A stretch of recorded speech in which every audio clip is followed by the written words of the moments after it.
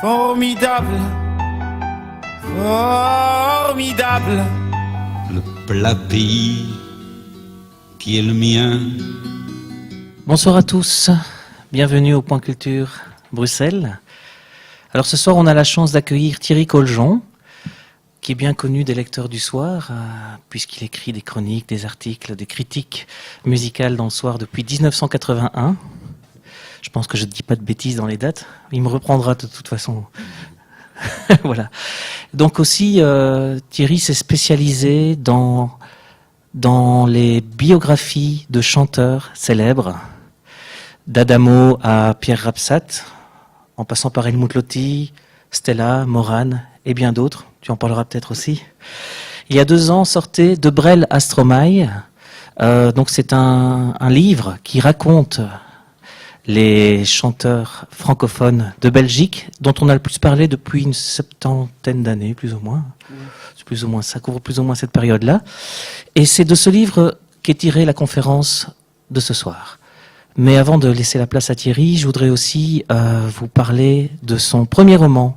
Alors je ne vais pas dire grand-chose, il va certainement dire des choses lui-même, j'espère en tout cas. Tu vas nous parler un petit peu de ton premier roman qui est sorti il y a moins de 2 mois et qui a un rapport étroit avec ce qui nous occupe aujourd'hui, puisqu'il s'intitule « Stromae est mort à New York ». Donc un titre un peu mystérieux. Voilà, j'espère que tu nous en diras un petit peu. Peut-être en aparté, après, n'hésitez pas à lui poser des questions, à lui demander de vous raconter un peu ce livre. Pas totalement, sinon... Voilà, je vous souhaite une très bonne soirée en compagnie de Thierry Coljon. À toi Thierry. Merci bien Guillaume. Bonsoir, à nouveau bonsoir et merci d'être là pour entendre cette belle histoire. J'imagine que vous vous intéressez autant à la chanson française qu'à la Belgique. Alors, vous en remarquerez déjà une chose. Oui, vous rappelez en fait... oui, je me suis spécialisé dans des biographies, surtout des portraits d'artistes. Pour la plupart, ils sont belges. Il y a une exception. Rassurez-vous, Carla Bruni n'est pas encore belge, elle est toujours franco-italienne. Et l'autre demi-exception, c'est Salvatore Adamo, qui n'a toujours pas sa nationalité belge. Je dis ça en plaisantant, parce que bien sûr, il est belge de cœur, il vit parmi nous, à Uccle. C'est pour simplement des raisons de filiales, en fait. Il n'a jamais voulu perdre sa nationalité italienne par hommage, en quelque sorte, à ses parents.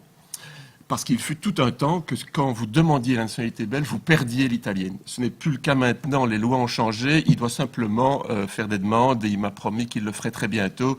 Donc c'est une question de semaines, sinon de mois, mais bien sûr qu'il est belge. C'est pas que je suis un obsédé des chanteurs belges. J'aime aussi beaucoup les Rolling Stones, les Beatles, Pink Floyd, comme tout le monde, mais tous ces gens-là, anglais, américains, ont déjà des livres, des biographies. Donc je vois pas ce que je pourrais apporter de plus en faisant un nouveau livre sur les Beatles ou sur Jean-Jacques Goldman, que je connais très bien au demeurant, ou Souchon, enfin tous ces gens qui ont plein de livres, de biographies. Alors je m'étais rendu compte que les artistes belges, eux, n'avaient pas droit à des livres. Quelqu'un comme Adamo, qui avait pourtant vendu près de 100 millions d'albums, on se demandait combien il aurait dû en vendre pour avoir droit à son livre. Donc, quand j'ai publié en 2003 cette biographie de Salvatore, c'est pas simplement parce que j'estimais qu'il y avait le droit. Et c'est pareil pour tous les autres, aussi bien Marc Moulin que Morane, qui entre-temps n'a eu le droit à deuxième, Pierre Absat, etc. Donc, voilà. Guillaume vous a parlé de ce livre que j'ai mis ici, De Brel à Stromae, qui avait paru dans une première version en 2001, donc il y a... c'était 13 ans après l'apparition du second, il y a 15 ans maintenant. Ça s'appelait La Belgique. C'est un terme que je n'ai pas inventé. Il est de André Bialek en 1981. Il avait appelé ce pays, avec beaucoup d'humour, un jeu de mots bien sûr, la Belgique musicale. Et c'est lui également qui m'avait fait ce très beau cadeau, ce dessin, cette triple croche noir, jaune, rouge, qui je trouve nous ressemble beaucoup. C'est-à-dire en musique, c'est résumé, d'un geste. Il faut dire qu'André Bialek aujourd'hui ne chante plus, il a des ennuis de santé qui ne permettent pas de monter sur scène, ni de chanter, d'enregistrer. Il a une agence de publicité, d'où cette... Oui, le rouge doit être plus joli normalement. Il est plus joli sur mon écran, mais c'est pas grave, c'est noir, jaune, rouge, vous l'aurez compris. Et donc, La différence entre les deux, parce que vous allez dire, mais pourquoi rééditer un livre que j'ai augmenté, bien sûr, il y a plus ou moins, la Belgique, c'était plus ou moins le tiers de Brel à Stromae. Vous aurez remarqué aussi qu'entre-temps, la petite histoire belge de la chanson française est devenue une grande histoire belge. Parce que qu'est-ce qui s'est passé entre ces 13 années-là, entre 2001 et 2014 sont apparus ceux que j'ai appelés les 4 S. Évidemment, Stromae, ça vous le savez, mais aussi Benjamin Schoz, Saul et Suarez, et plein d'autres également, qui se retrouvent donc dans la deuxième version, parce que je trouvais qu'il y avait énormément de choses qui avaient changé entre 2001 et 2014, notamment notre perception de la belgitude et de ce pays, qui est un peu le fil rouge de ce livre et de cette conférence. C'est-à-dire, j'ai essayé, au travers de ces deux livres, de définir ce que c'est cette belgitude, en quoi nous sommes belges, au travers des textes des chansons d'artistes. C'est pour ça que je me suis attaché exclusivement, je dirais, à ceux qui s'expriment en français, qu'ils soient wallons, bruxellois ou flamands.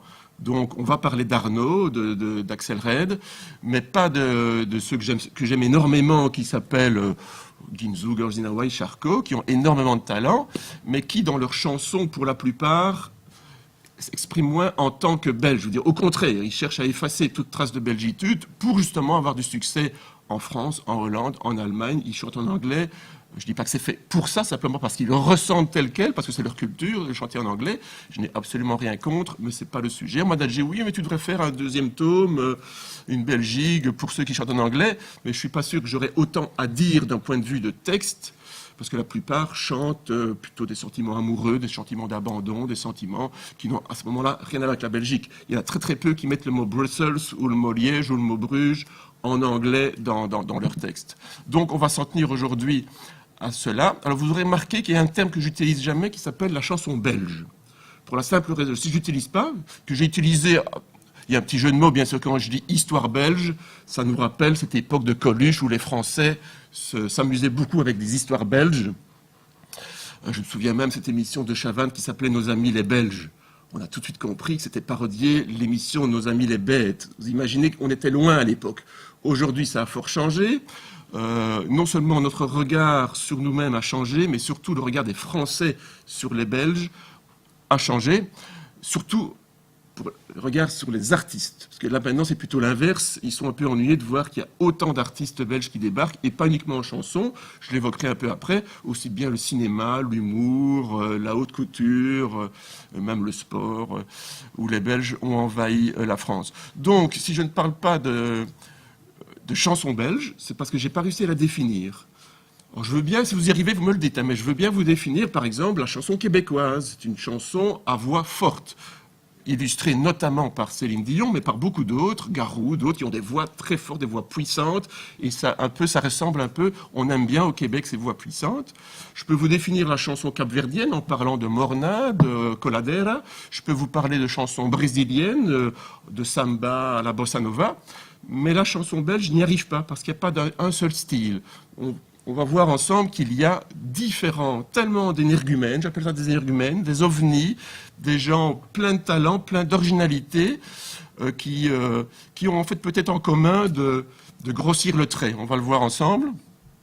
Alors voici André Bialek dont je parlais, donc le père de la Belgique, que je vais quand même vous faire écouter, parce que c'est une très belle chanson d'abord, qui a été un tube à l'époque. Moi je me souviens avoir vu André Bialek en 1979 sur la scène de la Grand Place. Aujourd'hui, c'est peut-être Lost Frequencies, mais à l'époque, c'était André Bialek, c'était Noir de Monde. On fêtait le millénaire de la ville de Bruxelles. C'était en 79, c'était lui qui était au sommet. Et encore pour un bon bout de temps, puisqu'en 81, voici ce qu'il signait.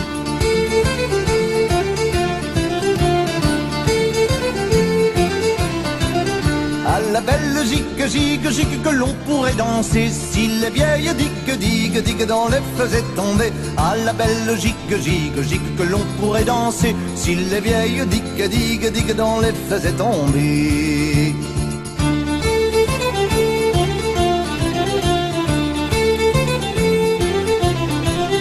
Dans le royaume de Belgique, il y a du temps qu'on n'a plus dansé. Dans le royaume de Belgique, il y a du temps qu'on n'a plus dansé. Est-ce à cause de la drache qu'on a les quilles toutes trouillées? Est-ce à cause de la drache qu'on a les quilles toutes trouillées?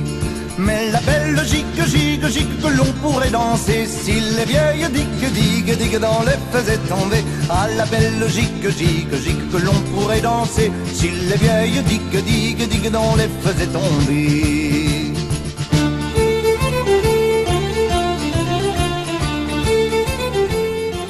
Déjà à l'époque, vous voyez que les choses n'ont pas tellement changé. Les problèmes communautaires, déjà à l'époque, occupaient l'esprit de nos artistes. Cette inquiétude d'une séparation qui est devenue encore plus vive aujourd'hui, bien sûr. Mais déjà en 81, c'était clair. En fait, André Bialek, dans toutes ses chansons pratiquement, en tout cas dans tous ses albums, l'un s'appelait Nord-Sud, c'était clair aussi, a parlé de la Belgique. Il y a un qui s'appelle Rue de l'Arbre Béni, en fait parce qu'il vivait à Ixelles, rue de l'Arbre Béni, tout simplement, où il disait « J'habite la ville sans fleuve, d'un pays porte et volet clos, où hier recommence aujourd'hui, plus vieux dehors, plus vieux dedans. » Dans Ballade à Air Froide-Cœur, c'était une société qui démolissait Bruxelles, on appelait ça... le fascisme, on a beaucoup démoli, notamment des bâtiments d'Horta. Donc il dit « Je retrouve même plus la Grand Place, la lunette et la bécasse, les pralines Léonidas et le petit mannequin Pisse. Allez, circuler, on marche pas sur le chantier, et bien merci si c'est comme ça, je ne crierai plus jamais vive le roi. » Il n'était pas le seul à être comme ça, assez piquant, assez mordant. Il y avait aussi Claude Semal, je dis avait, mais Claude Semal, lui, pratique toujours cet humour très mordant, très dur avec la Belgique et ses institutions. Semal, on a même fait de la politique à un moment. C'est bien sûr ces artistes, aussi bien Bialek que Claude Semal, étaient quelque part les enfants de Brel, puisque Brel a chanté la Belgique du début à la fin aussi. On va voir après que c'est peut-être pas aussi simple que ça, mais il y avait quand même des gens qui étaient là. Quand je dis de Brel à Stromae, ça ne veut pas dire qu'il n'y avait personne avant, bien sûr, puisque la Belgique est née en musique en 1830. Vous connaissez l'histoire de cette révolution, enfin douce, hein, il n'y a pas eu beaucoup de morts, amour sacré de la patrie, donc c'était un opéra français, La Muette de Portici, qui se donnait à la monnaie. Les bourgeois, parce que c'est les bourgeois déjà à l'époque qui allaient à la monnaie, ont été survoltés par cette chanson patriotique, et donc ça a été, en une semaine, ça a été réglé. Les Hollandais ne sont pas vraiment battus, il n'y a pas eu beaucoup de morts, ça a été très gentil, et la question a été réglée en 1830. L'interrègne hollandais, qui avait été instauré suite à la défaite à Waterloo de Napoléon. Bon, je résume, hein, je ne rentre pas dans les détails puisque c'est pas ça le sujet, mais disons qu'en 1830, la Belgique est née en musique, déjà avec une chanson, ce qui est déjà un signe qu'on verra finalement qu'on a énormément d'artistes, ce qui n'est pas le cas de tous les pays de petite taille en tout cas. Alors voici un personnage que certains d'entre vous connaissent certainement. Elle s'appelle Janine Deckers, dite à l'époque, mais ça n'a pas duré longtemps, Sœur Sourire. Et ici, c'est la version américaine, Singing Nun, parce qu'elle détient toujours un record, encore aujourd'hui, ce record tient, de la seule artiste belge à avoir été numéro 1 au classement du Billboard américain aux États-Unis. Le classement pas des albums, mais des singles. Et elle l'a fait en français. Alors on verra qu'il y en a d'autres qui sont arrivés deuxième, il y en a d'autres. Alors je me souviens, il y a quelques années, il n'y a pas tellement longtemps, le Latsinus avait fait un article, une demi-page pour dire « Le record de Sœur Sourire vient de tomber ». Je dis tiens, j'étais pas au courant, et j'apprends que c'était parce que le chanteur Gauthier avait été numéro 1 aux États-Unis avec son morceau très connu. Le morceau, enfin vous voyez qui c'est Gauthier plus ou moins, mais c'est pas ça le sujet. Le sujet c'est qu'en fait, je veux bien, il était né à Bruges, enfin il est né à Bruges, Gauthier. Il n'est pas le seul, il y a beaucoup d'artistes anglais, américains, français qui sont nés en Belgique, c'est pas pour ça qu'ils sont belges. Donc il est né à Bruges et puis il est parti en Australie, je crois qu'il y avait quelques mois. La production est australienne-américaine, il n'a pas de musicien, ni de producteur, ni de manager. Il n'y avait rien de belge dans Gauthier, donc, alors que Sœur Sourire, c'est une vraie production locale, c'est une vraie sœur, une vraie nonne qui était dans le monastère de Franchimont près de Waterloo. On parle de Waterloo, on n'est pas loin. Alors, avant de vous raconter la triste histoire de Sœur Sourire, on va quand même écouter pour les plus jeunes d'entre vous qui ne se souviennent pas de ce grand moment d'anthologie. Pourquoi les Américains ont-ils tant aimé une chanson qu'ils ne comprenaient pas, parce que c'était en français, mais bon, les Américains sont parfois surprenants. Dominique et Nique s'en allaient tout simplement, routier, pauvre et chantant. En tout chemin, en tout lieu, il ne parle que du bon Dieu, il ne parle que du bon Dieu. À l'époque où Jean sans terre d'Angleterre était le roi, Dominique, notre père, combattit les albigeois. Dominique, nique, s'en allait tout simplement, routier, pauvre et chantant. En tout chemin, en tout lieu, il ne parle que du bon Dieu, il ne parle que du bon Dieu. Certains jours, un hérétique par des ronces le conduit, mais notre père Dominique, par sa joie, le convertit. Dominique, nique, s'en allait tout simplement, routier, pauvre et chantant. En tout chemin, en tout lieu, il ne parle que du bon Dieu, il ne parle que du bon Dieu. Bon, on n'a pas tout... Bon, il y a quand même... Voilà, on a quand même parlé de Jacques Brel, on va quand même écouter ce plat pays. Bon, je ne vais pas le laisser longtemps, parce que bon, là aussi on le connaît par cœur, mais bon, c'est ce fameux... Ah oui, non, c'est vrai que j'ai oublié que... Il fallait chaque fois que j'aille chercher en bas, parce que j'ai des petits problèmes techniques, mais c'est pas grave, voilà, tac. C'est les fameuses images de 66 à l'Olympia, qui marquent même les rappeurs d'aujourd'hui. C'est fabuleux de voir ce mec transpirant. Il est déjà tout mouillé avant même de commencer.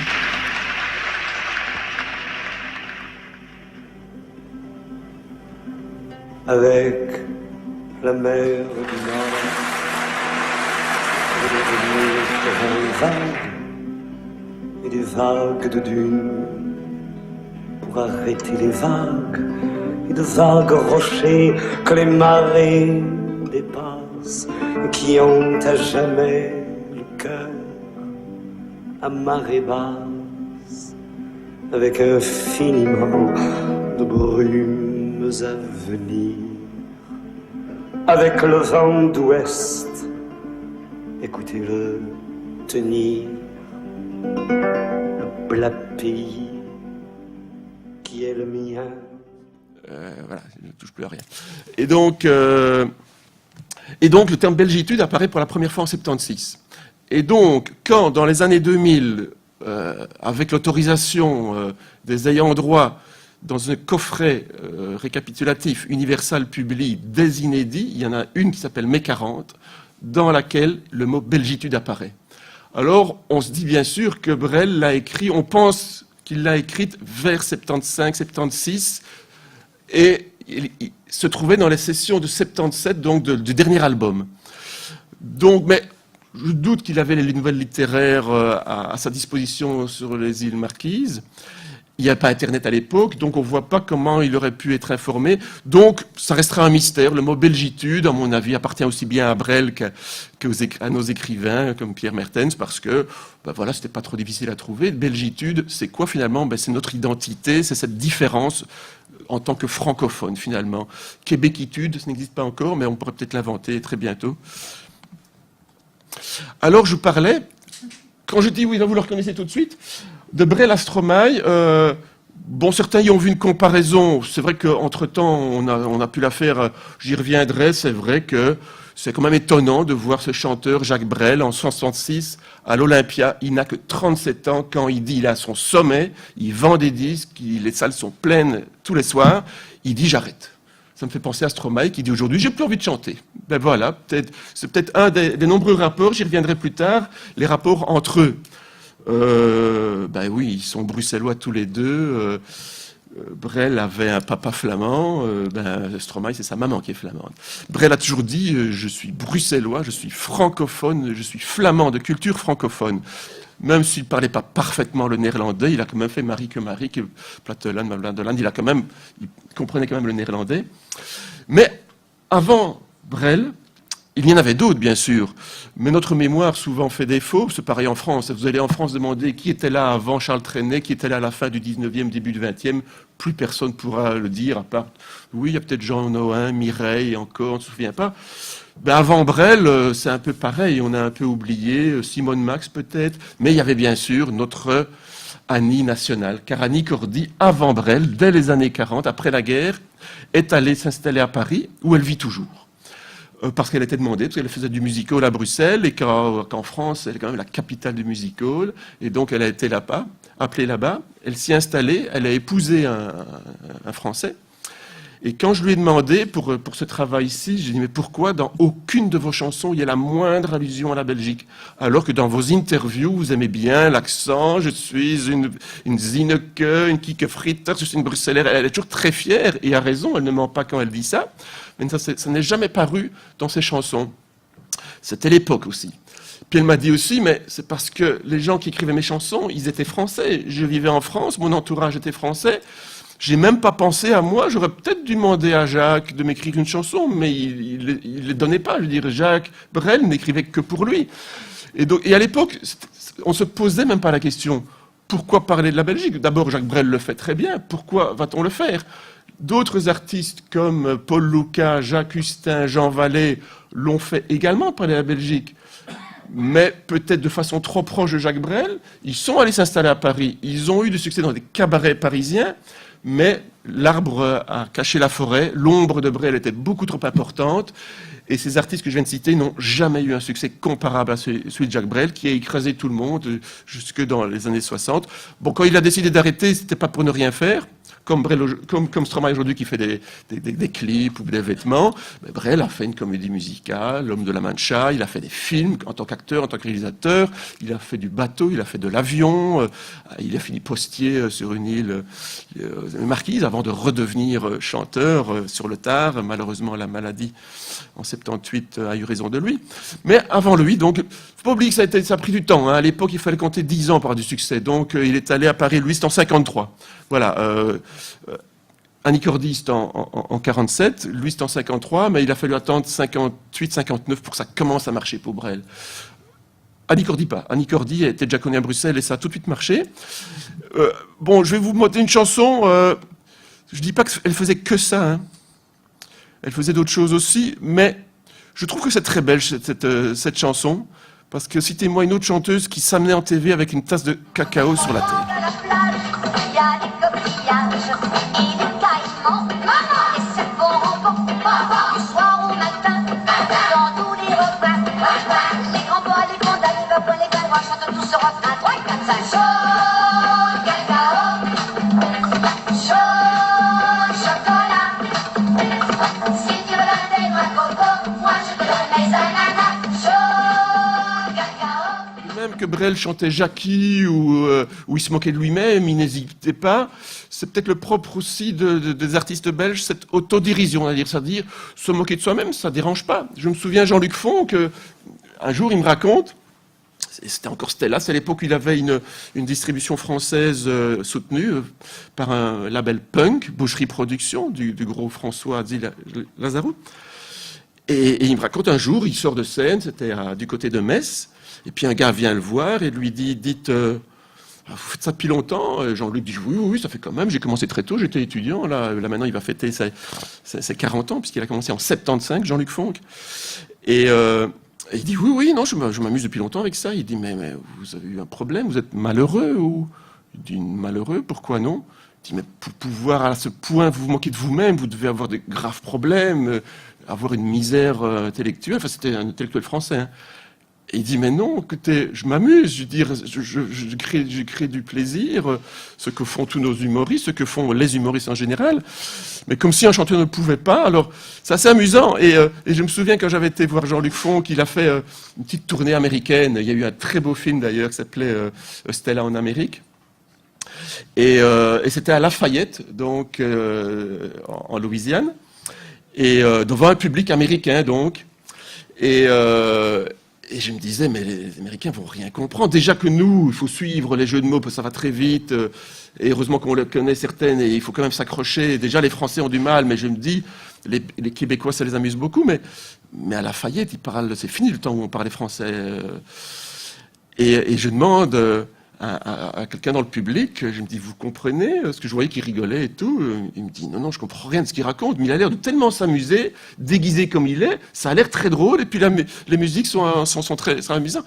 Donc finalement, lui avait compris que c'était rien de malheureux, mais que se déguiser, même si je me souviens, il avait dû, notre ami Jean-Luc, changer la tenue de ces deux choristes qui étaient en nonnes. C'était bien sûr une allusion à Sœur Sourire, mais comme c'était filmé par la télévision américaine, on ne peut pas se moquer de la religion aux États-Unis. C'était dans les années 2000.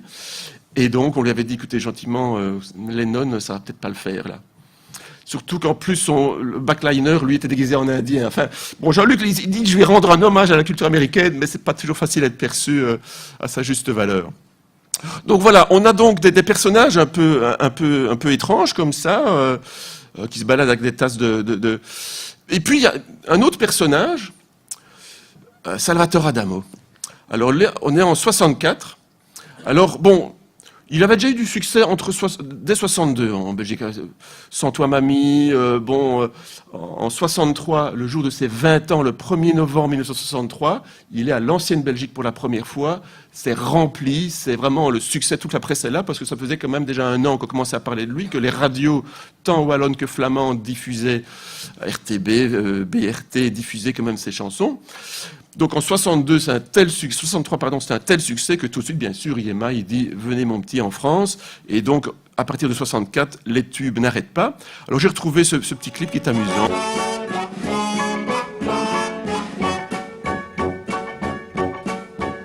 Je me souviens du bord de mer, avec ses filles ainsi claires. Elles avaient l'âme hospitalière, c'était pas fait pour nous déplaire. Naïves autant qu'elles étaient belles, on pouvait lire dans leurs prunelles qu'elles voulaient pratiquer le sport pour regarder une belle ligne de corps. Et encore, j'aurais pu danser la java. C'était chouette les filles du bord de mer. J'étais faite pour qui savait y faire. Il y en avait une qui s'appelait Ève, c'était vraiment la fille de mes rêves. Elle n'avait qu'un seul défaut, elle se baignait plus qu'il ne faut. Alors là aussi, Adamo attendra du temps avant de parler de la Belgique. On parlait de belgitude, je reviens un peu à mon sujet. C'est vrai que les artistes à ce moment-là, dans les années... à part Brel était le seul, et puis il y a eu, on a dit début des années 80. Par exemple, j'ai posé la question si à Rapsat, Pierre Rapsat, qui est aussi un personnage. Je l'ai mis là, même si la chanson est de 2002. J'ai choisi celle-là parce que c'est ma préférée. Mais on oublie que... on dit tout le temps, oui, mais Pierre Rapsat, c'est belge, il n'a eu du succès qu'en Belgique et encore en Wallonie et à Bruxelles, dans les centres culturels. Oui, il a fait Forêt une seule fois, c'est vrai, bon, mais ça n'a jamais marché en Flandre et en France, pas du tout. Mais c'est oublier qu'en fait, avant de se lancer en solo en 73, il avait fait des groupes, il avait chanté en anglais. Et puis quand il débarque en 73, il n'écrivait pas encore ses textes. C'était un certain Villon qui le faisait. Villon, pardon. Et ils parviennent à convaincre une firme américaine, Warner, qui venait de s'installer, de créer un bureau, disons, à Paris. Ils y croient. Ils disent, mais c'est révolutionnaire ce qu'il fait. C'est du rock en français. Nous, le rock en français, c'est Johnny Hallyday, c'est Dick Rivers, c'est Eddie Mitchell. Ce sont des traductions, en fait, de standards américains. Il n'y a pas encore vraiment de vrais rockers. Il n'y a pas encore de... Jacques Higelin fait encore du folk à l'époque avec Areski. Il n'a pas fait encore BBH 75, qui sera vraiment fondateur du rock en français. Il y avait uniquement au Québec Robert Charlebois qui commençait à faire du rock en français. Mais donc, quand Rapsat vient avec New York, cet album et cette chanson, ils y croient tellement, les Français. Parce il ne faut pas croire qu'ils n'y ont pas cru. Ils y ont cru. Ils ont fait l'album en deux versions. Une totalement en français et une totalement en anglais. Ça demandait énormément de moyens. Dans un des plus grands studios en France, avec des musiciens de Johnny, de tous les autres... des musiciens très connus. Ça n'a pas du tout marché, trop tôt sur son époque. Eh bien, ils ont refait le coup. Un an après, en 74, avec Musicolor, une fois de plus, en français, l'album, vendu en même temps que la version en anglais. Tout ça coûtait très cher, donc ça n'a pas marché. Et quand j'ai demandé aux animateurs radio de l'époque, au patron de Warner, d'RCA, parce qu'après il est allé chez RCA, une autre firme américaine, basé en France. Ils y ont dit, on y a cru, on a fait tout ce qui était notre possible, mais les gens n'ont pas voulu. C'était trop tôt. Du rock en français, ça n'allait pas encore. Et c'est un peu de temps parce qu'on venait de signer au même moment Souchon, Woolsey. On les a mis ensemble parce que ça marchait pas. Et puis ça a explosé quelques années après. Comme directeur artistique de Rhapsody chez Warner, en 73, il y avait un certain Michel Berger. Donc, je veux dire, tout était là en place. Tous ces gens ont eu des succès fous, sauf Rhapsody, qui a eu énormément d'accidents industriels. Et puis, il y a cette chanson qui est arrivée en 2002. Donc, il a compris que ça va. Il a insisté. Il a fait des tournées en France. Les salles étaient en partie, ça dépendait des années. Ça se passait quand même bien. Dans les festivals, il a quand même eu une belle carrière. Pierrot disait tout le temps, écoute, il y a que les journalistes qui sont obsédés par la France. Moi, je veux dire, on me dit oui, si tu n'avais pas vécu, si tu n'étais pas resté à Verviers, ça aurait marché. Il dit ben non, on me demandait de faire une TV en France. Ben, je prenais la voiture, parce qu'il n'y avait pas le Thalys à l'époque. Je prenais la voiture, je faisais Verviers-Paris, je revenais le lendemain. J'ai passé ma vie sur les routes et j'ai toujours répondu présent quand on m'appelait. J'ai fait des tournées, donc je sais pas ça. Simplement, ce qu'il oublie de dire, c'est qu'il est recordman du monde du nombre de firmes de disques qui l'ont signé. Il les a toutes faites quasiment, enfin du moins les majors de l'époque. Mais chaque fois, ou bien le directeur changeait, et alors le nouveau directeur disait ben non, celui qu'on a signé avant, si je l'ai viré, c'est pas pour rien. Donc, le directeur artistique changeait. Il n'a eu que des ennuis pareils. Et puis en 2002, donc là, il vivait toujours tranquillement à Verviers. Et puis, il trouve une petite firme de disques belge, Team for Action, une petite cellule indépendante, qui lui donne carte blanche, en lui disant ben voilà, tu t'occupes d'écrire des chansons, nous on s'occupe du reste. T'occupes pas de tout ce qui est finance et tout, tu enregistres et nous... Et puis Libéré, il avait déjà fait Volte-Face juste avant, on sentait déjà une amélioration. Et en 2002, il fait ceci.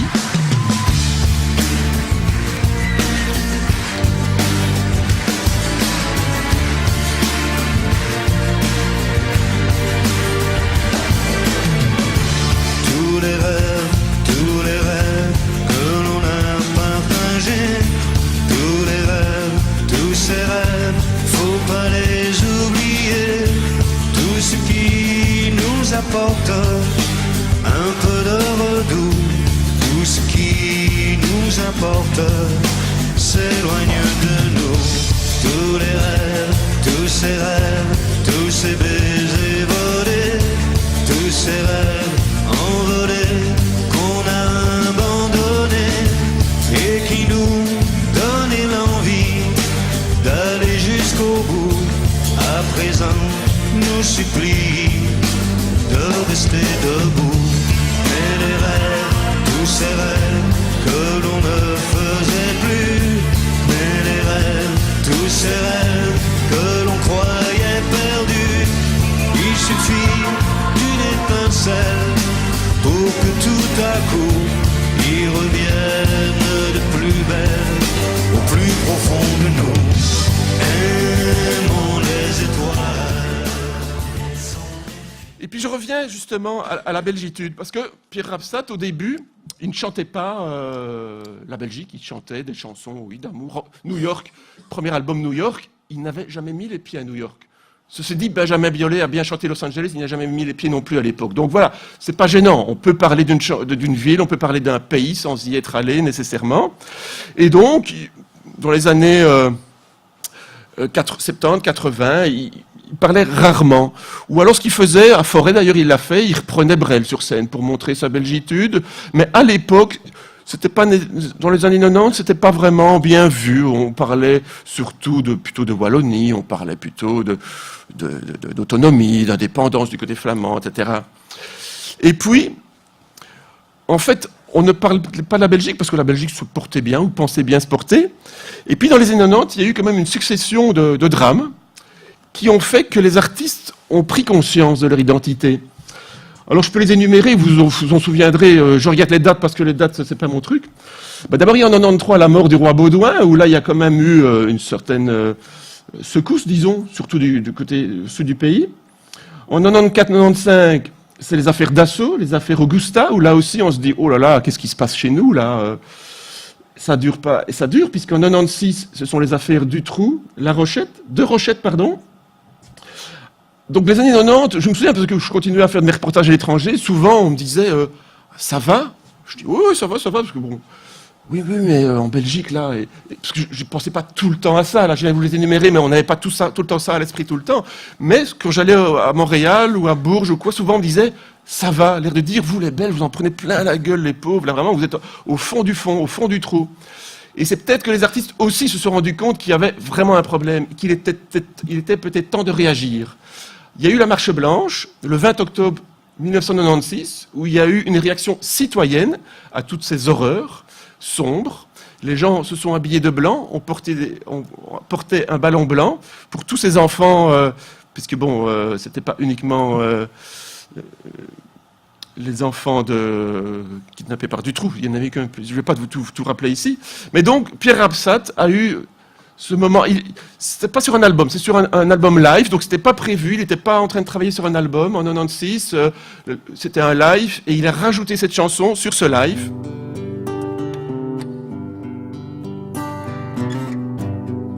Mon père venait du nord, ma mère vient du sud. Je suis né dans un pays grand comme un confetti.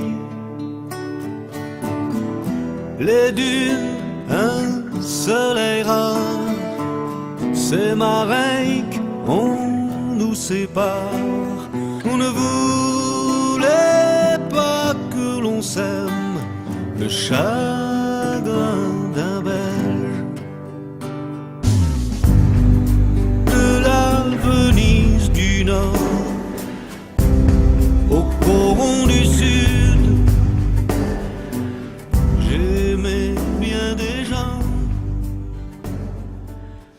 Je trouve aussi Pierre Rapsat, même s'il a l'air un peu sérieux comme ça, je le trouve typiquement belge, parce que son succès, ou son manque de succès, diront certains internationaux, méritait mieux.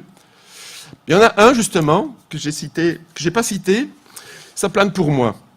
Alors là, c'est un autre phénomène, pour moi typiquement belge, parce qu'on n'a jamais inventé ça ailleurs. Et je m'en suis souvenu le jour où le groupe Cure, donc le chanteur Robert Smith, faisait une sorte de concert exceptionnel à l'ancienne Belgique. Je dis exceptionnel parce que c'était déjà énorme, hein. C'était il y a une dizaine d'années, 10-15 ans. J'ai eu l'occasion de le rencontrer, puis il me dit « J'aimerais bien rencontrer Plastic Bertrand ». Et je ne comprenais pas pourquoi. Et il me raconte, c'est parce que Plastic Bertrand l'avait énormément influencé. Et je me suis souvenu de l'autobiographie, ou une biographie, pardon, enfin d'un témoignage de Kurt Cobain de Nirvana, où il disait à quel point cette chanson l'avait influencé. Et j'avais envie de leur dire, mais écoutez, non, c'est faux, tout est faux, c'est pas lui d'abord, c'est pas lui qui chante, c'est Lou de Prague. Alors vous connaissez l'histoire, donc ça plane pour moi en 78, en fait, Plastic Bertrand s'appelle Roger Jouret, c'est Bert Bertrand, un journaliste de l'époque qui l'affuble pour une émission de télévision d'un sac poubelle plastique, et il a dit on va t'appeler Plastic Bertrand, ça te va très bien, et c'est resté Plastic Bertrand. Et puis il a trouvé un producteur, Lou de Prague, qui lui avait déjà une notoriété de sacré fanfaron, producteur avec le droit d'auteur déjà, il a eu quelques libertés, mais enfin bon, ça c'est un autre sujet. Bref, il demande à notre ami Plastic Bertrand de venir au studio à Studio Molière, ici rue Molière, pour chanter, et puis sort le disque, et puis Plastic Bertrand, je ne sais pas s'il se rend compte ou pas, mais en fait, à un moment, il doit bien se rendre compte qu'en fait, c'est pas sa voix, qu'en fait, les bandes ont été jetées à la poubelle, sa voix a été jetée à la poubelle, et Lou de Prague a imité sa voix. Et Phil de Lire, qui était ingénieur du son à l'époque, est toujours vivant pour en témoigner, en disant « oui, je l'ai vu, jeter etc. » Bon, ceci dit, c'était pas grave, puisque de toute façon la chanson était signée musique Lou de Prague et texte Pipou, l'accompli de son vrai nom. Donc Plastic Bertrand, lui, ne touchait que en tant qu'interprète, et c'est lui qui défendait la chanson en playback bien souvent, dans les télévisions, et puis quand on a commencé à faire des concerts, bon, Plastic est un chanteur, il a eu d'autres chansons par la suite, d'autres petits succès, mais il y a toujours eu cette bagarre à propos de la paternité de la chanson, enfin surtout de l'interprétation, le jour où, il n'y a pas tellement longtemps, Coca-Cola en Chine a décidé de choisir cette chanson comme pour un spot publicitaire. Vous imaginez que là, ça représente quelques, je ne veux pas dire millions, je ne veux pas exagérer, mais quelques milliers de dollars. Et donc, Plastic Bertrand a réclamé son dû. Et là, une fois de plus, ils sont allés en justice.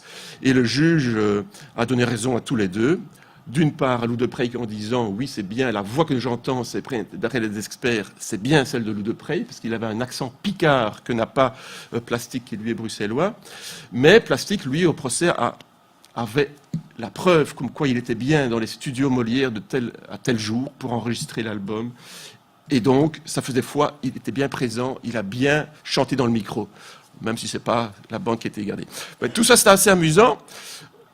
Surtout que donc, ça a passé donc, nos frontières, c'était en français, et il a été donc au Billboard américain en 78, deuxième, et non pas premier. Donc le record de Sœur Sourire est maintenu. Alors on a entendu cette chanson, je peux bien vous la passer. Moi ça m'a beaucoup énervé quand en 1980, pour la première fois je suis allé à New York, je l'entendais dans les bars encore en 1980, cette chanson qui m'énervait au plus haut point. J'ai dit non, pas ici, quand même pas. Eh bien si, on pourrait l'entendre.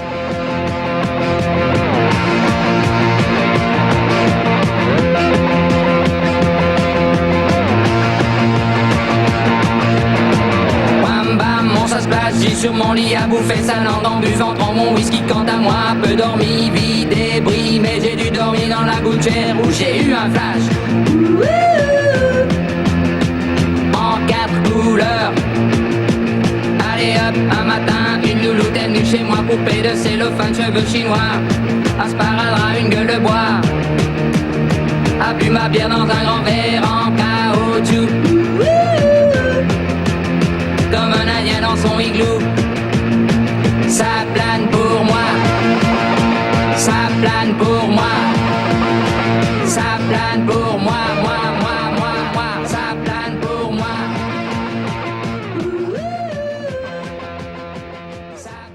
Il n'est pas le seul à...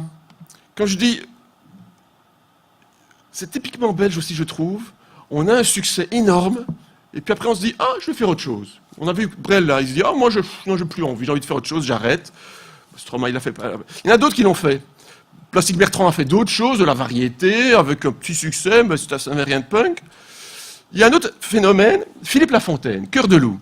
Alors, Cœur de loup, en 89, est numéro 1 top 50 en France. Bon, on va l'écouter. Ceci dit, il était sorti dans une autre version en Belgique avant, sans grand succès. Une fois de plus, c'était déjà à l'époque encore, on avait ce problème du complexe belge, donc si vous n'alliez pas en France, si on ne vous voyait pas chez Drucker, ben vous n'existiez pas, vous n'aviez pas de valeur. Seuls les artistes qu'on voyait chez Drucker, les Moran, ou avant c'était le Grand Échiquier, en noir et blanc, ça c'était Brel, Brassens, etc. Bon. Tant que vous n'aviez pas ce regard français, vous n'existiez pas en tant qu'artiste belge. Philippe Lafontaine sort Cœur de loup en Belgique, ça marche pas vraiment. Pourtant, il était déjà connu dans les cabarets, il se produisait, les journalistes en Belgique écrivaient des articles et tout. Et c'est Marc Moulin qui lui dit un jour, tiens, mais peut-être qu'il faudrait faire une autre production, peut-être toucher un peu ceci, peut-être un... Et Philippe n'avait pas trop envie, finalement il dit oui, donc on change pas grand-chose à la version originale et la deuxième, il n'y a pas de grosse différence. Voilà la version en tout cas qui sort en France, avec succès, puisqu'il est numéro 1 au top 50. Je n'ai qu'une seule envie, me laisser tenter. La victime est si belle et le crime est si gai. Pas besoin de beaucoup, mais pas de peu non plus. Par le biais d'un billet pour lui faire savoir que je n'en peux plus. C'est le cas du kamikaze, c'est l'ABC du condamné. Le légionnaire qui veut l'avantage des voyages sans s'engager. Alors, je disais, bon, on a inventé des choses. Benny B. On parle de rap. Quel est le premier rap en français? C'est un Belge, une fois de plus. C'est pas les Français, c'est toujours les... C'est amusant, on est toujours les premiers. Comme Rhapsody, on est là un peu avant, ben c'était trop tôt et du coup ça marche pas. Lui, ça marche, un peu comme Plastic Bertrand. Ce que Plastic Bertrand a réussi en 78 avec le punk, les Bruxellois de Benny B vont le réussir avec une chanson complètement cinglée qui s'appelle « Mais vous êtes fous », qu'on va entendre, et qui sera vraiment fondateur, parce que Les autres sont un tout petit peu plus jeunes et ça va donc influencer aussi bien NTM que tous les autres à Marseille et ailleurs. IAM et compagnie. Et là aussi, c'était sans lendemain. C'est déjà du rap électro. C'est déjà un mélange. C'est déjà original pour l'époque. Donc c'est pas inspiré des États-Unis, le rap est américain bien sûr, mais cette version-là, c'est une version d'abord en français, mélange le rap et l'électro. Ce que fera cet instrument quelques années après. C'est qu'on parle de moi, je descends des quartiers, soi-disant m'a fréquenté, où la PJ est passée 3/4 de la journée, mais j'en ai marre de tout ça. Bon, ça n'a pas duré longtemps, ils se sont séparés, Jedi qui continue à faire son chemin, ce sont des artistes intéressants, même s'ils ont eu une période qui travaillaient comme bagagistes à Zaventem, donc ils ont quand même eu dur, ça n'a pas toujours été facile, mais au moins ils l'ont réussi, ils ont eu ce tube. Et donc quand les Français ont vu ça, oui c'est MCR, quand les Français ont vu ça, ils se sont dit waouh, il y a moyen de faire du rap en français, il y a moyen. Et une fois plus on était là avant tout le monde, et tout ça n'a pas duré, c'est les autres qui ont ramassé, qui ont fait les affaires, c'est IAM, IAM et tous les autres, vous les connaissez.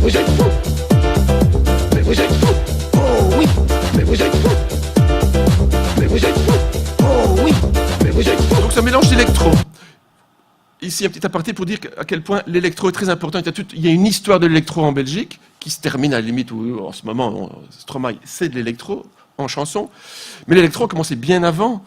Il y avait Kraftwerk, il y a eu la version belge avec Telex, il y a eu Front 242. Encore récemment, j'ai interviewé un membre de Dépêche Mode et il me dit Bruxelles, Front 242 quand même, je m'en souviens et tout.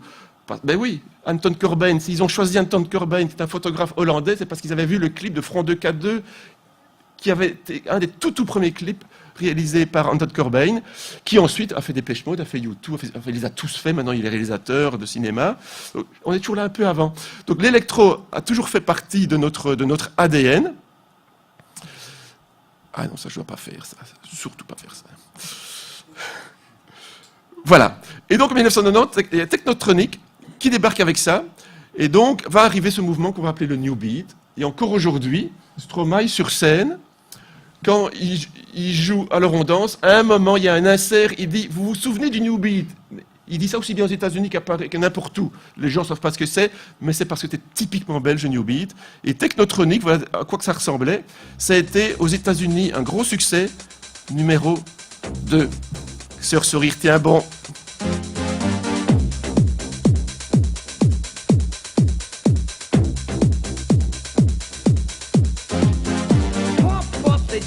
Pump it up while your feet are stumping and the jam is pumping. Look ahead, the crowd is jumping. Pump it up a little more, get the party going on the dance floor. See, cause that's where the party's at, and you find out if you do that. Donc voilà, il a battu le record de Plastic Bertrand avec ceci.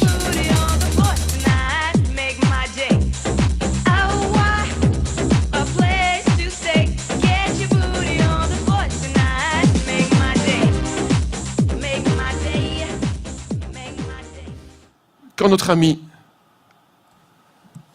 Stromae arrive, commencent les petites comparaisons. On dit, c'est vrai, moi je me souviens, avant même la presse française, son tout premier concert en Belgique, c'était à l'Orangerie du Botanique. C'était en décembre 2010, si ma mémoire est bonne. En fait, la première fois qu'il est vraiment monté sur scène, c'était au Trans de Rennes, qui lui avait offert une résidence. Parce que Alors on danse, c'était un succès depuis plusieurs mois. Et bon, il avait des demandes de tout le monde pour venir dans les festivals. Il dit non, je dois préparer une mise en scène. Je ne veux pas comme ça venir avec uniquement quelques chansons et puis partir. Non, je veux une vraie mise en scène. Et puis, le producteur des Trans de Rennes a lu ça dans une interview. Il a dit, écoutez, nous on vous propose, venez à Rennes, une semaine si vous voulez. On vous donne les moyens de préparer un visuel, tout ce que vous voulez. Et donc, il prépare ça. Et donc, il le présente à l'Orangerie du Botanique dans la foulée. Il demande à Arnaud de le rejoindre. Arnaud vient également à l'Orangerie. Et puis, il chante. Et là, on découvre cette gestuelle qui fait penser à Brel. Et puis arrive cette chanson. Je vais peut-être le mettre dans cet ordre-là, d'ailleurs. Vous la connaissez.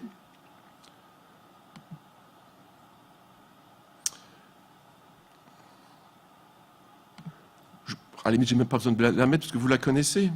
Mais je vais quand même raconter l'histoire, puisque je l'ai là. Donc ceci n'est pas une leçon, parce que c'est vrai que c'est comme ça que ce Stromae s'est fait connaître, ça, avec des leçons qu'il postait sur Internet, sur YouTube, tout simplement. Et donc, il démystifiait son travail. C'est aussi typiquement belge, ça. Alors que les autres semblent faire passer pour des génies, lui pas. Lui, il expliquait par A plus B comment il faisait ces petites histoires. Et ça a inspiré plein de jeunes qui se sont dit « Ah, mais ça a l'air facile, dans sa chambre où je m'amuse, etc. » Donc ce sont des leçons.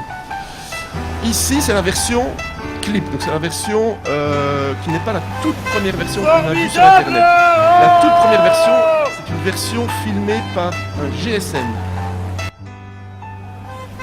Formidable!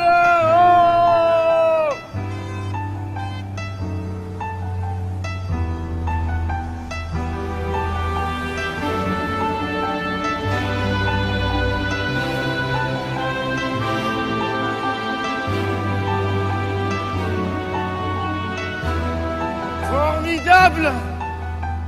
Formidable! Tu étais formidable, j'étais formidable. Nous étions formidables. Formidable! Tu étais formidable, j'étais formidable. Nous étions formidables. Oh bébé, oups, mademoiselle, je vais pas vous draguer. Promis, juré, je suis célibataire depuis hier, putain. Je peux pas faire d'enfant et bon, c'est pas, hé, reviens, 5 minutes quoi. Je t'ai pas insulté, je suis poli, courtois et un peu fort bourré. Mais pour les mecs comme moi, vous avez autre chose à faire, hein. M'auriez vu hier, j'étais formidable. Formidable. Alors bien sûr, moi ça me rappelle quelque chose. Ça me rappelle ceci. Ami, remplis mon verre, encore un et je vais, encore un et je vais, non, je ne... Ça date de 1961, ça s'appelle L'Ivrogne. Ceci dit, c'est pas la seule fois où Brel simule l'ivresse, hein. Jeff également, il l'avait un peu. C'était quelque chose de bon. Quand on entend formidable, on pense tout de suite à Brel, on se dit tiens, mais c'est un hommage à Brel, il imite l'ivresse, etc. Et quand je fais l'interview avant la sortie du disque, j'ai dit à Paul Stromae, j'ai dit tiens, ça te dérange pas qu'on te compare à Brel, puisque là tu fais un hommage. Il dit pourquoi tu me dis ça? Je dis bah l'Ivrogne en 61. Ah, c'est le truc dont mon frère m'a parlé, mais je connais pas. Mon frère m'a dit qu'il y avait un truc. En fait, Brel, c'est pas la culture de Stromae. Donc toutes les comparaisons qu'on peut faire, elles sont, je dirais pas accidentelles, elles sont, je dirais, génétiques à la limite, puisqu'ils sont bruxellois. Cette gestuelle, il est très mince, Brel était très mince aussi. C'est vrai qu'il y a des rapprochements physiques. Ce goût de la chanson, en fait, c'est vrai que Paul, plus que la chanson française, c'est le texte en français qu'il aime. Il a des choses à dire. Et ça, on s'en est rendu compte que dans toutes ces chansons, pour mon dernier livre, je me suis amusé dans un chapitre, à faire rencontrer Stromae, à lui faire rencontrer la mort. Et la mort lui dit, mais t'as pas bientôt fini de parler de moi? Et elle lui énumère, preuve à l'appui, texte à l'appui, toutes les chansons où la mort est évoquée ou si on en parle.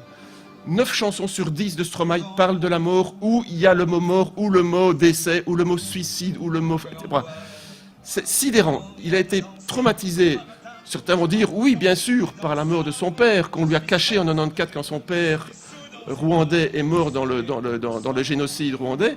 On ne lui a pas tout de suite, sa mère et sa tante, donc la sœur de son père, qui l'ont élevé, tous les deux, ne lui ont pas tout de suite dit que son père était mort, parce qu'il était tout petit à l'époque, il avait 6-7 ans.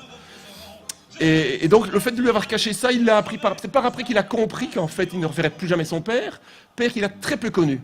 Il m'a dit, je l'ai peut-être vu 3-4 fois en tout et pour tout. Je l'adorais, mais c'était... Bon, mes parents étaient séparés. Quand j'ai écrit la chanson Bâtard, c'est pas méchant, mais je suis un bâtard. Mes parents se sont jamais mariés.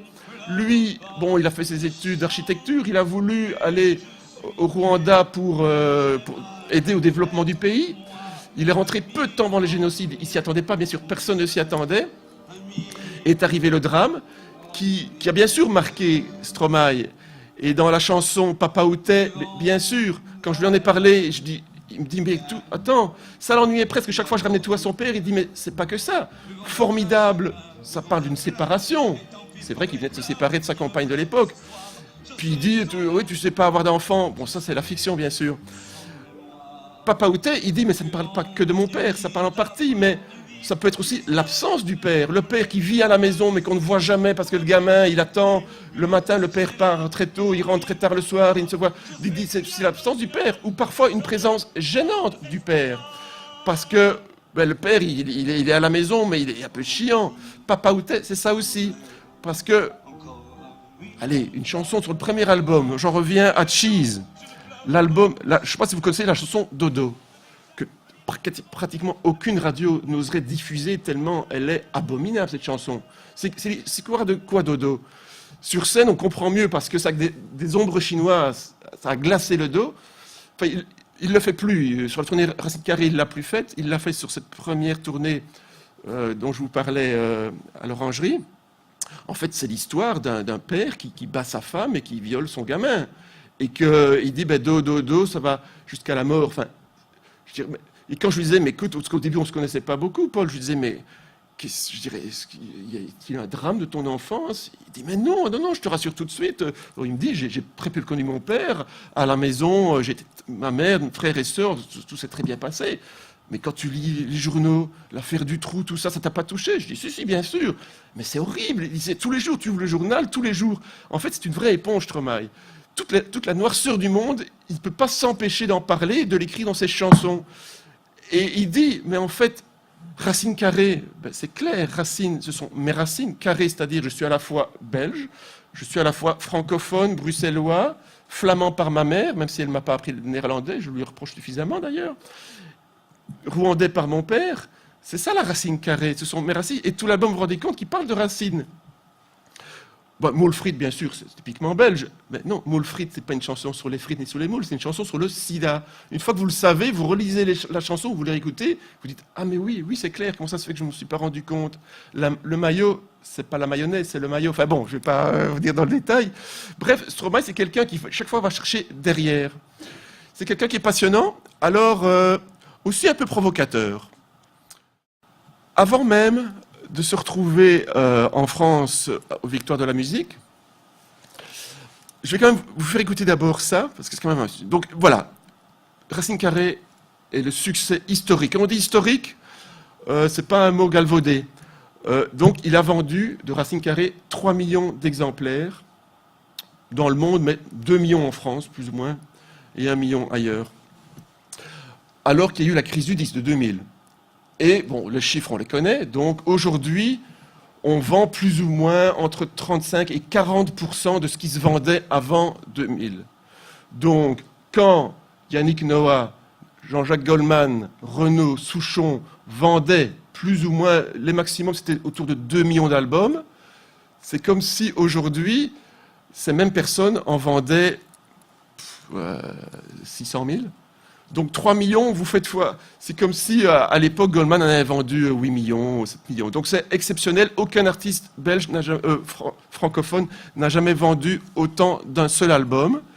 Et donc, arrive le jour du triomphe, puisque, vous connaissez cette cérémonie, l'album est sorti, Racine Carré, au mois d'août 2013. Là, nous sommes donc au printemps 2014. Donc l'album est un succès, c'est un triomphe, il est la star, l'artiste qui a vendu le plus de disques l'année.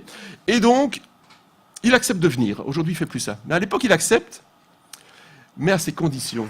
Les voici.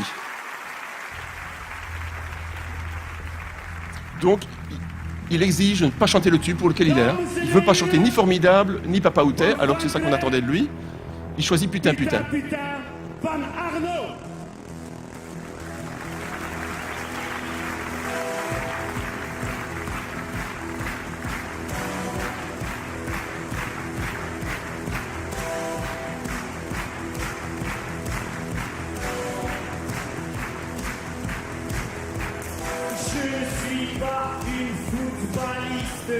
Je ne suis pas une communiste, je ne suis pas une catholique et je ne suis pas une cycliste.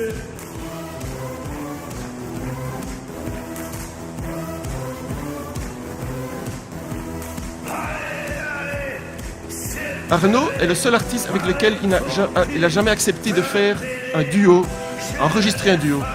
Et j'aime les autres, et comme j'ai toujours dit, j'aime toi aussi. Putain, c'est vachement bien, nous sommes quand même tous des Européens. Putain, c'est vachement bien, nous sommes quand même tous des Européens.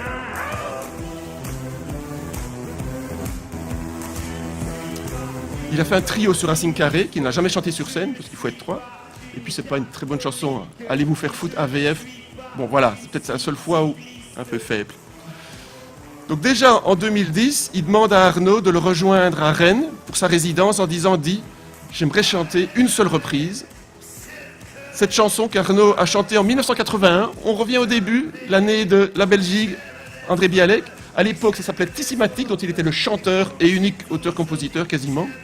Auteur certainement. Et donc c'est une chanson sur l'appartenance de nous, Belges, à l'Europe. On est attaché à l'Europe, alors que s'il y a une chose qui n'est pas populaire, déjà à l'époque et encore maintenant, c'est de dire vive l'Europe, ben non. Arnaud, oui. Et ça touche Stromae, parce que lui qui est toujours en quête d'identité, qui se sent à la fois belge, à la fois rwandais, à la fois flamand, à la fois bruxellois, à la fois il ne sait plus trop ce qu'il est, ça le touche d'être européen. Et donc c'est pas pour rien non plus que ces musiciens ont le chapeau, boule, à la fois Dupont, à la fois Magritte. Toujours cette belgitude. Donc voilà, j'ai pas pu citer tout le monde, hein, donc j'ai YouTube ici si vous voulez entendre une chanson en particulier. Là, j'ai mis 40 dans ce livre, donc il y en avait 25 dans la première version de la Belgique. Ici, j'ai étendu à 40 parce qu'entre-temps, il y a eu des gens, Géronimo, Jali, Nicolas Michaud d'été 67, que j'ai rajouté, Chloé Dutrèfle, bien sûr, Karine Claire, tout cela n'était pas dans la première version. J'espère que vous n'estimez pas que c'est de mauvais goût d'avoir mis encore gras ceux qui sont décédés. Été 67 est décédé, n'existe plus.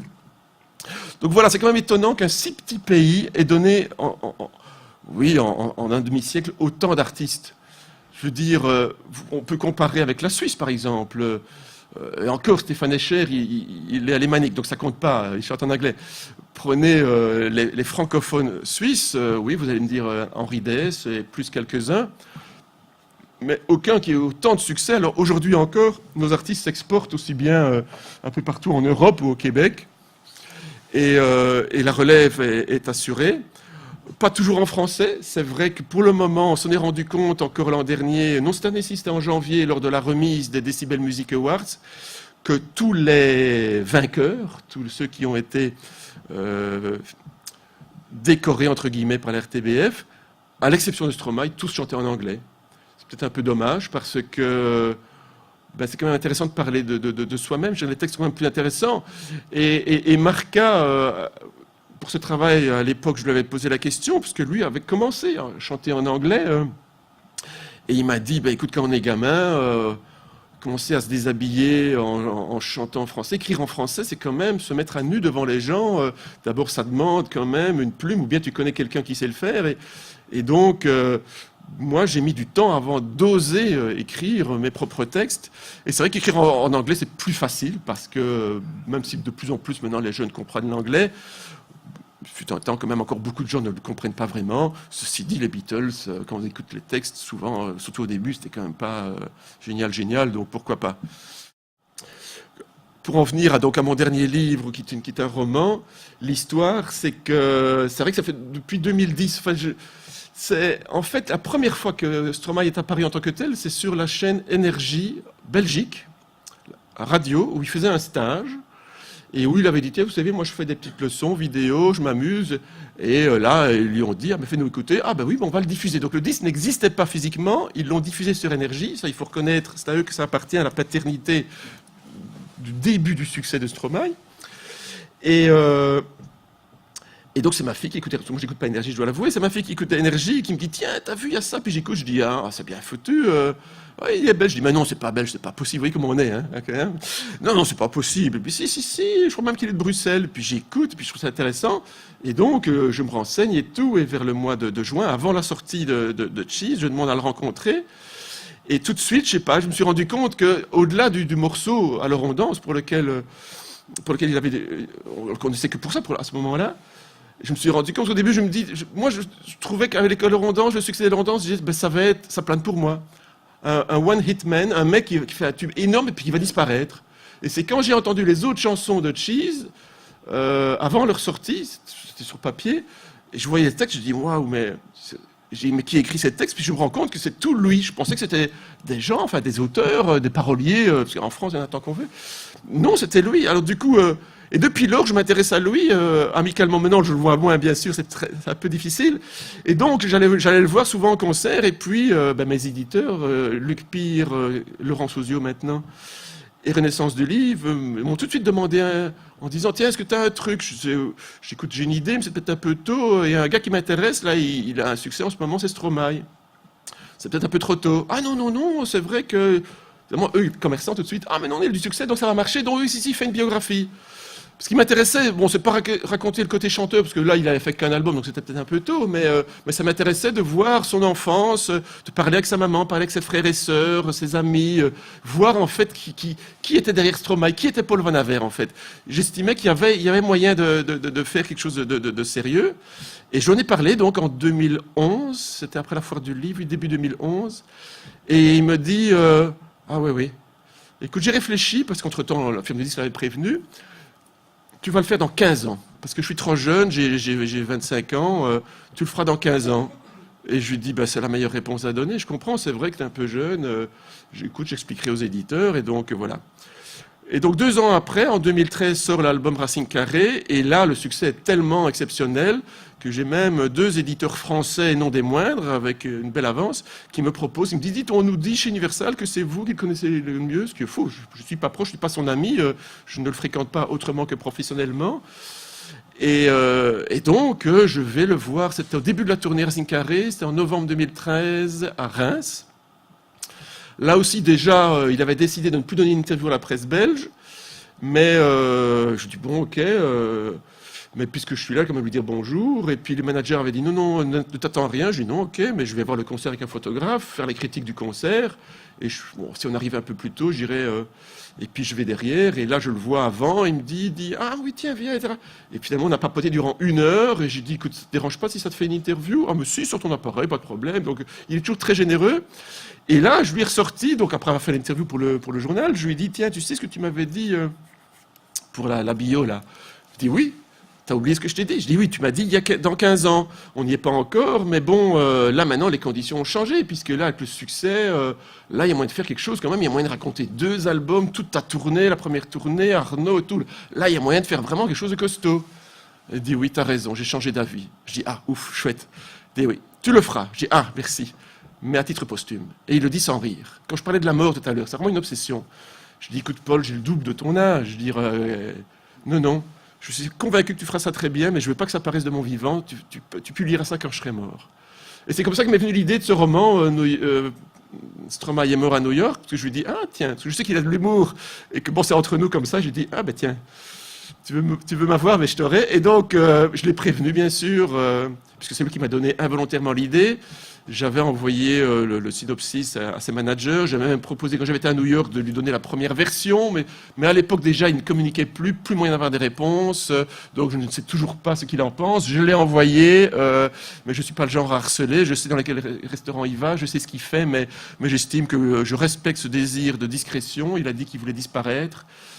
Et il ne réapparaît que quand il le décide, que ce soit pour présenter une capsule de Mozart, sa ligne de vêtements, en fait, de Coralie Barbier, son épouse styliste. C'est la 3e capsule qu'il a présentée au printemps 2016, ou récemment, peu de temps après la sortie de mon livre, là c'était à la Fashion Week de Paris, là il avait été invité, et c'était pour faire plaisir à Coralie, et puis ça l'amusait aussi de montrer son nouveau look, et dit tant qu'à se faire photographier, autant le faire à la Fashion Week, ce qu'il a fait.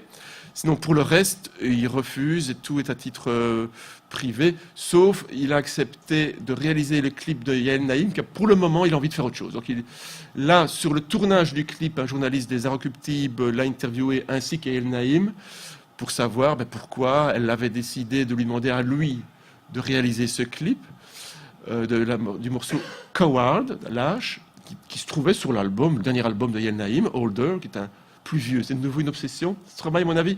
Et en fait, parce que Yael Naïm avait lu dans une interview, une des vieilles interviews de Stromae, qu'en fait, la dernière chanson à l'avoir fait pleurer, c'était Coward de Yael Naïm.